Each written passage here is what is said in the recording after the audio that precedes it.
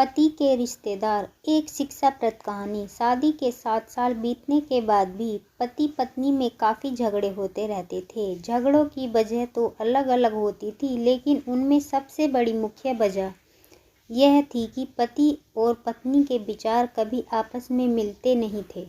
जहाँ पति स्वभाव से नेक, सेवाभावी और सबके प्रति समभाव रखने वाला था, वहीं पत्नी का स्वभाव स्वार्थी और भेदभाव रखने वाला था।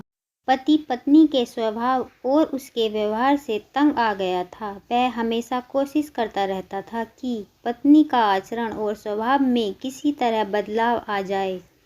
पत्नी अपने ससुराल साइड के रिश्तेदारों के साथ कभी सीधे मुंह बात नहीं करती। कई लोग उसके खराब व्यवहार के कारण नाराज हो जाते, लेकिन पत्नी उसकी भी परवाह नहीं करती। पति को इस बात से काफ़ी दुख होता कि उसकी पत्नी उससे इतनी विपरीत क्यों है। परेशान हो चुके पति ने अब खुद ही परिस्थितियों को सुधारने का मन बनाया और एक प्लान बनाया। अगले दिन पति ने पत्नी से कहा, सुनो कम्मो, मैं सोच रहा था कि मम्मी पापा, बहन भाई और उनके बच्चों को घर पर इनवाइट कर लेता हूँ। काफ़ी समय हो गया उनसे मिले हुए। इसी बहाने उनसे मिल भी लेंगे और उनके साथ थोड़ा समय बिताने के लिए मिल जाएगा। तुम क्या कहती हो? पत्नी के चेहरे से साफ दिख रहा था कि इसे ये आइडिया पसंद नहीं आया, लेकिन उसने पति का मन रखने के लिए बेमन से हाँ कह दिया। पति खुश हो गया और पत्नी को अगले दिन अच्छा खाना बनाने के लिए बोलकर सभी को फ़ोन करके बड़े प्यार से घर आने के लिए न्योता देने लगा। जब पति फ़ोन पर बिजी था तो पत्नी सोच रही थी, ये आदमी भी ना अपने फालतू के कामों से बाज नहीं आएगा। क्या ज़रूरत है सबको घर पर बुलाने की?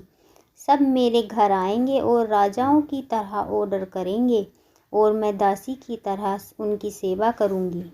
नहीं नहीं, मैं ऐसा नहीं होने दूंगी। अच्छा खाना तो क्या, मैं इन्हें सादा खाना भी नसीब नहीं होने दूंगी।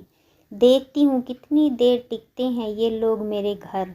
अगले दिन सुबह पति काफ़ी खुश था जब सिर्फ 2 ही घंटे बचे थे सभी मेहमानों को आने के लिए। पति ने अपनी पत्नी से पूछा, अच्छा बताओ तो सही, आज सबको खाने में क्या स्पेशल खिलाने वाली हो? पत्नी मुंह बनाते हुए बोली, स्पेशल खाना क्यों? तुम्हारे माँ बाप, भाई बहन कोई मेहमान थोड़ा ही हैं, उनके लिए कोई स्पेशल खाना नहीं बनाया है मैंने। वह भी वही खाएंगे जो हम खाते हैं।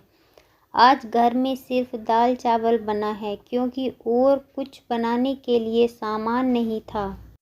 पत्नी की बात सुनकर पति गुस्सा हो गया और बोला, तुम कभी नहीं सुधरोगी। अगर घर में सामान नहीं था तो मुझे एक बार बता दिया होता, मैं बाजार से जाकर ले आता, लेकिन कुछ ढंग का तो बना लेती। अब सिर्फ 1 घंटा बचा है और सभी आने वाले हैं।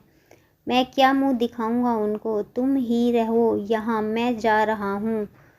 उनके जाने के बाद ही वापस आऊँगा, कहकर पति घर से बाहर चला गया। पत्नी को तब तक पति की बातों का कुछ फर्क नहीं पड़ा जब तक मेहमान घर पर नहीं आ गए, और जैसे ही सब मेहमान घर पर आए तो पत्नी के होश उड़ गए, क्योंकि भाई बहन, माँ बाप और बच्चे वह उसके पति के साइड वाले नहीं बल्कि खुद उसी के थे।